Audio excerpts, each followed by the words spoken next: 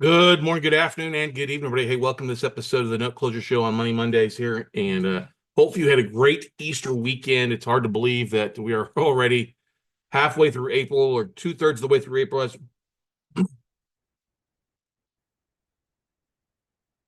Um, Today's episode, I'm not gonna lie, I'm a little tired. The last week has been a little bit stressful here. Um, I didn't spend the last 4 or 5 days doing anything really fun. I was basically assisting my better half who was in the hospital, had to have a little bit of emergency surgery. And so we went in Thursday afternoon, expecting to do a little outpatient thing, and ended up spending 4 days in jail and checked out last night at 6 o'clock. So a little tired, but it gave me some insight because I've had quite a few friends in the note industry, investors and people that are struggling with health issues, cancer, death. And I didn't want this episode to be morbid, but I thought I would discuss some of the things that you have to do to prepare yourself in case if something happens to you or your loved one and stuff like that. And so that's what I wanted to talk about with this episode. Are you prepared for the worst?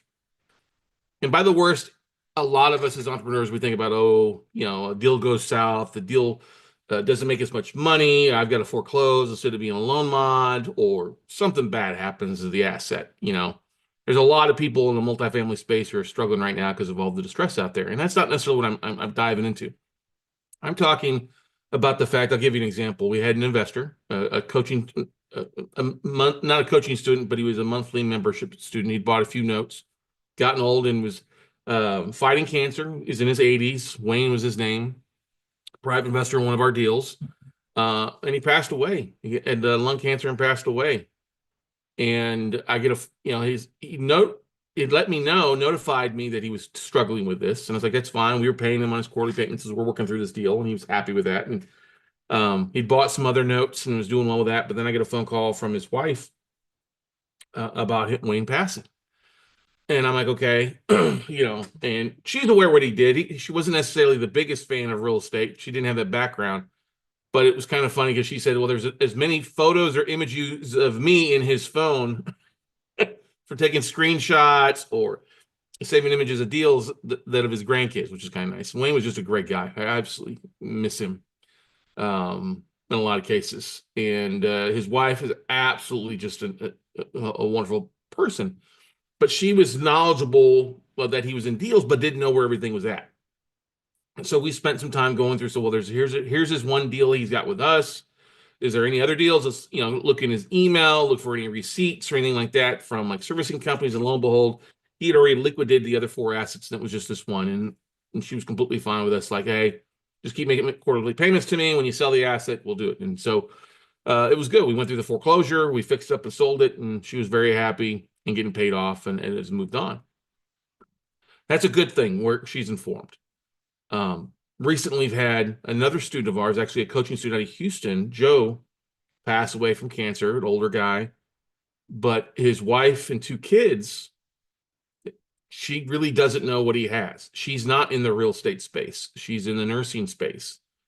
And I noticed that when I was reaching out to Joe, because I saw that he had a couple notes available for sale on a platform, because I recognize LLC. It's unique. I've known Joe for years. He went through our one-on-one coaching, and we've bought notes, or we get some other coaching students to buy notes from him, vice versa. Well, I saw those, and I had reached out to him, and we're friends on Facebook, and suddenly I see that his wife had posted that he'd passed away after his long fight. And I know that he was struggling with cancer. And I immediately think about, oh my gosh, what about these four assets that are on this platform that he'd been trying to sell? And we'd gone back and forth, exchanged emails, me and Joe back and forth on a couple of our students bidding on stuff. And he was like, well, these are 3 performing and 1 non-performing, 3 contract for deeds and 1 mortgage. And he's trying to sell at 12% yield. I was like, that's fine. Let's find somebody to help you move it, or let's find an investor that was looking for that stuff. Well, I go back to the platform and they're not listed on there anymore. They're removed. And that's not a good thing. And I don't know how they got removed, if he took them down before everything happened, or he just didn't renew the paperwork or something like that from the platform. I don't know exactly what happened with that. But I reached out to his wife. They didn't have a funeral planned yet. It was going to be about another week or 2 before the funeral took place. So I reached out to his sister-in-law and just introduce. I sent a message to his wife, but we weren't friends on Facebook, and so it was a message. So I reached out to his, like I said, sister-in-law, and she's like, "No problem. We'll pass on your information. We're here to help." Unfortunately, I couldn't make it to the funeral because I was sick as a dog with a cold. But um, about a week or two passed, and his wife reached out to me, and she's like, "I'm not sure of what properties it is. I'm still trying to figure it all. It's all in probate." I'm like, "Oh my gosh, is there, you know, um, any instructions?" And she goes, "No, Joe didn't leave really any instructions about what he had," which is just, oh, so they're going through the whole process. There's no will. I don't believe there's a will, but there's nothing clearly outlined to his wife of what he had or has. And so I sent over the tape with the four assets of what I knew about. And she's like, "Okay, thank you very much." And I said, "Listen, I'm here to help. If you need some help moving these assets, I'm glad to do it. You know, um, we're we don't need to make a commission from you. We can make a commission from whoever buys it from to help maximize it, because it's honestly about $200,000 in potential profits. Okay, to them. That's a chunk of change. It's somewhere between 100 and well, it's over $220,000 in UPB. So depending on if they're performing, when you can get that's a sizable chunk of money to have tied up and stuff that you don't know about, right? And she's not a real estate investor. She's got these and like, I'm willing to, yeah, I'm definitely going to reach out to you to help. And that's what I want to do. I want to help. I want to help her get these things moved. I want to help put money in the pocket and help them out. And one of our recent coaching students, Sterling, asked me exactly what do we have in place when something happens. And if you're brand new to real estate investing, you've got one rental property or you get your primary residence, that's pretty easily outlined to what's going to go through. But you need to notify your spouse and your family of what exactly you have and have available. Hopefully you have a spreadsheet of the assets that you have available. You want to update that on an annual basis and clear with them. And if your wife or spouse isn't familiar with notes or real estate, when something happens, you want to give her somebody, a point of contact that can reach out to. And that's all that I was offering up. It's like, "Listen, I'm here to help you. Let me help you move these. Let me help you out there. I'm not, if you know what you're doing, great, by all means. If you don't, I'm here to act as a resource for you and Joe, especially now that Joe's gone." And what you should have in place is a will. You should have some sort of, a file folder of something, everything that you have, notes, performing, point of contacts, some instructions on that. Like what I have in my portfolio is if something were to ever happen to me, Steph knows enough to reach out to Joel Markovitz, who's been a friend for years, knows the note business, stuff like that. And Joe will help her liquidate. That's a thing that Joe and I have already agreed about. Same thing if something happens to Joe and Donna needs help, his wife needs help with liquidating stuff, I'm the guy that she reaches out to help move that stuff, to help liquidate it, to help the family out in need. Sometimes they don't need a casserole. They need somebody to help take action and take over things. One of the biggest things you can also have if you're using other people's money is have a life insurance policy. A lot of companies have what's called key man policies. I have a key man policy on me. In case something happens, it pays off everything and puts money in Steph's pocket so that she's A-okay. Is taken care of, and then can sell the assets off as need be, and their investors are taken care of. And that's not too difficult. If it doesn't need to be a 40, 50-year policy, maybe it's just a 10-year term policy. Mine's not a 10-year term. It's a term policy, but I believe it's 20, 30 years based on my age when I took it out. Okay. And that's actually acts as a important thing to provide to investors too, if you're getting older. Say, "Listen, I have a insurance policy that's in something happens to me, I die, I pass away, get hit by a bus or car, get sick and die. I've got a policy here that's not only going to take care of my spouse and family, but it's also going to take care of paying off any investors that are out there." All right. And that's a really important thing. You definitely want to have some sort of trust. Asset protection is very key and important to making sure that your family is taken care of and handling of the assets and keeping things out of probate as best as you can. Putting your assets into a trust is good. Having some sort of living trust, medical power of attorney or power of attorney before now. I mean, in the case of somebody passing away, the power of attorney is eliminated, but having a medical power of attorney so they can act on your behalf in case you're incapacitated and can't talk in the hospital is important. having instructions of what happens to assets and things. Having somebody you trust, like with my mom. My mom's getting a little bit older. My sister is lives down in Corpus Christi and is on all of my mom's bank accounts and knows where everything is at. And I'm also know where everything is at too, in case of an aspect of let's knock on some wood there, in case something happens to my mom. We know exactly what's to do to take place. And that's the most important thing, is having those conversations. We've got another friend who's struggling right now with cancer and is going through chemo and is a little bit of Swiss cheese. And he's in the note space. And unfortunately, he's just not responding to emails on stuff to get stuff done. So I'm getting people that reach out to me and say, hey, do you know where he is at? Do you know, is he working still? Is he not working stuff? And then it's unfortunate because I've reached out to him and not getting a response back myself. And I've known him for years, about 15 years. So I've reached out to his wife. His wife was very surprised to hear that he's not responding. And trying to help kind of boot him, give him a gentle nudge in the butt to get to respond to people. But when you're going through sickness, cancer, stuff like that, and doctors have told you, hey, you're not going to survive this, that you've got 6 months or a year or 2 years, you can get very depressed in that way. So it's important to share with your spouse exactly what needs to be done, where is everything at. I know a lot of folks, like, the man handles the finances, or there's one person that handles finances and the other spouse doesn't want to know. You need to know. You need to share what's going on and who to talk to and the process and what needs to happen when you're no longer around. All right. Who gets what, is everything set up? And this is not an ad for like Magnify Your Wealth and Laughlin Associates, but it really kind of is, because it's important to have that stuff. If you've got like many these days, you've got different people come together, been divorced, and they have different assets. Not that you need a prenup, but you do need something to say, hey, if this happens, this transfers to so-and-so.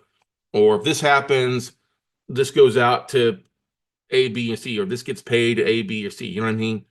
And if you don't have a plan, and you've not talked about that with your spouse, no matter whether you got one asset or 100 assets, that's really one of the most important conversations you can have. And it's unfortunate. It seems that I'm dealing with that right now, not on my side, but trying to help friends, families, colleagues, investors, not only navigate that right now as they're sick, but also helping folks navigate it after the loved one has passed. And that's a sad day, but it's a good thing that I'm able to here to help them. I take that as a very big responsibility and want to help them.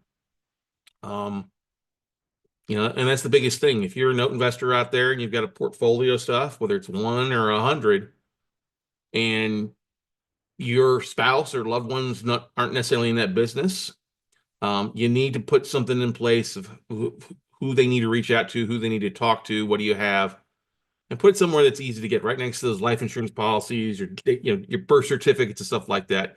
Here's what we have as of such date. That would include maybe the foreclosure attorney, your estate attorney, your servicing companies that handling that, making sure that if something happens to you, that they now have a second point of contact that they will allow to release information to.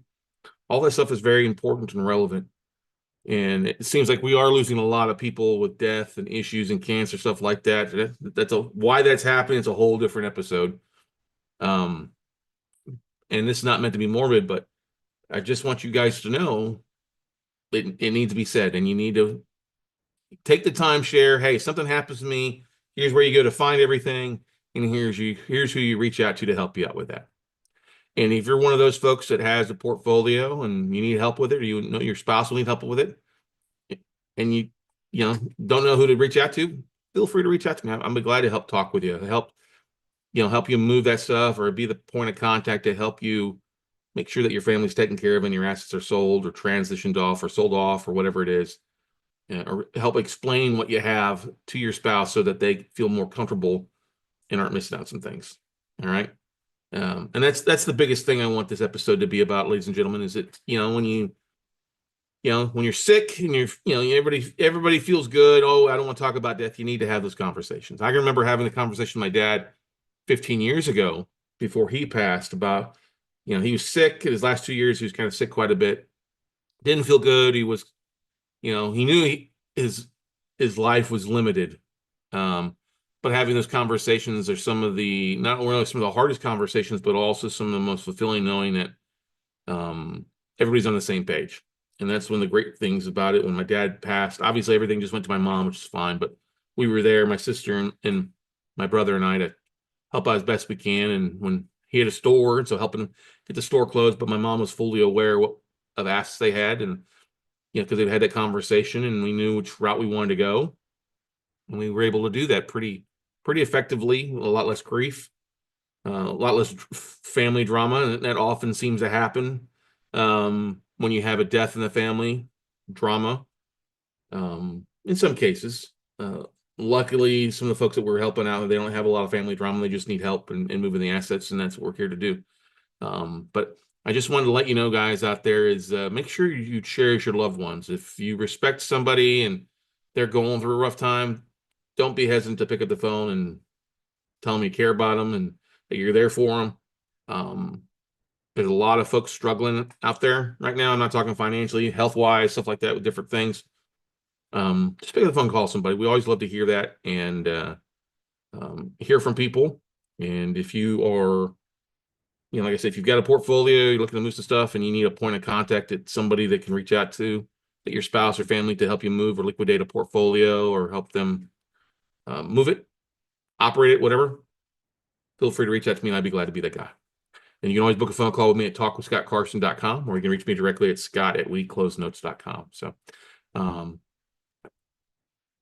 usually Easter's a pretty happy holiday for everybody. I hope everybody had a great time with family and church and um, fellowship and stuff like that. We had something planned, but obviously it didn't happen. So, but we're just glad to be here with our health and rocking and rolling and getting back in the saddle again and off and rocking and rolling here as we get through the rest of April here and move on into the rest of the year. So we're here to help you guys. We do have our upcoming class this coming weekend, this Friday, Saturday, Sunday. Get signed up at notebuyingfordummies.com. That's notebuyingfordummies.com. And let's get you rocking and rolling to the top. And like I said, have that conversation with your family, your loved ones. It's better to have it now versus them trying to figure it out after you're gone. All right. So go out, take some action, buddy, and we'll